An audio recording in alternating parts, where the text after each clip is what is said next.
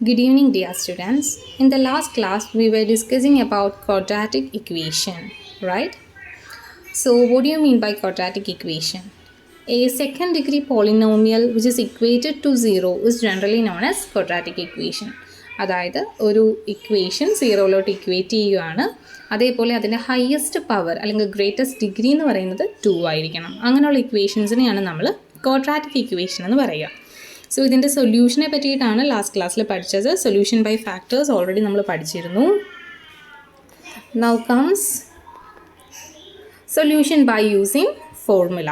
അതിന് ക്വാഡ്രാറ്റിക് ഇക്വേഷൻ്റെ ഫോർമുല പഠിക്കണം.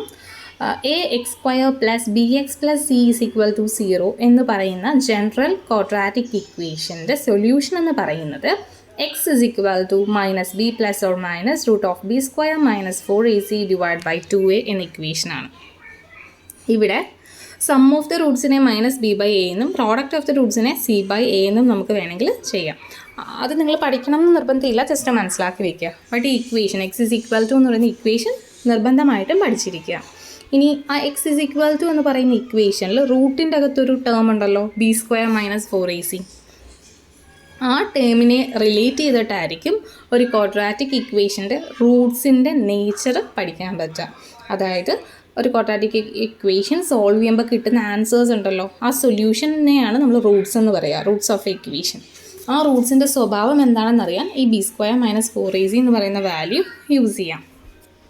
അതിൽ ഒന്നാമത്തെ പോയിന്റ് എന്ന് പറയുന്നത് if the value of B square minus 4ac is greater than 0 and it is a perfect square, then obviously the roots will be rational as well as unequal.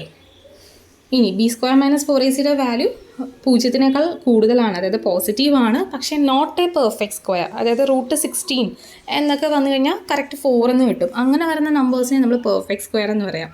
അതേസമയം root 15 എന്ന് വെച്ചാൽ ഒരിക്കലും അതിന് കൃത്യമായൊരു ആൻസർ ഇല്ല, decimal point വെച്ചിട്ടൊക്കെ ആയിരിക്കും കിട്ടുക. അതാണ് നോട്ട് പെർഫെക്റ്റ് സ്ക്വയർ എന്ന് പറയുന്നത്. സോ ഇങ്ങനത്തെ കേസിൽ റൂട്ട്സിൻ്റെ നേച്ചർ ഇറാഷണൽ ആയിരിക്കും, അൺഈക്വൽ ആയിരിക്കും.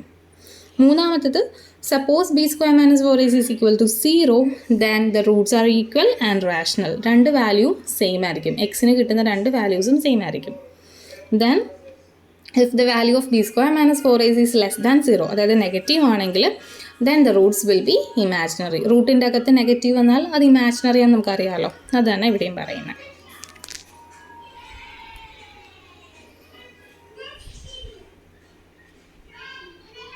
ഇതിൽ ആദ്യത്തെ ക്വസ്റ്റ്യൻ ഫാക്ടറൈസേഷൻ വെച്ചിട്ടാണ് ചെയ്തേക്കുന്നത്. Solve 5x square plus 11x plus 6 equal to 0 എന്ന് പറയുന്ന ക്വസ്റ്റ്യനിൽ അവർ നടുക്കത്തെ ടേം അതായത് 11xനെ സ്പ്ലിറ്റ് ചെയ്യാൻ നോക്കുന്നു. എങ്ങനെയാണ് സ്പ്ലിറ്റ് ചെയ്യേണ്ടത്? രണ്ട് നമ്പേഴ്സ് തമ്മിൽ കൂട്ടുമ്പോൾ 11xും ആ രണ്ട് നമ്പേഴ്സ് തമ്മിൽ മൾട്ടിപ്ലൈ ചെയ്യുമ്പോഴത്തേക്ക് 6ഉം കിട്ടുന്ന രീതിയിൽ നമ്മൾ ചെയ്യണം.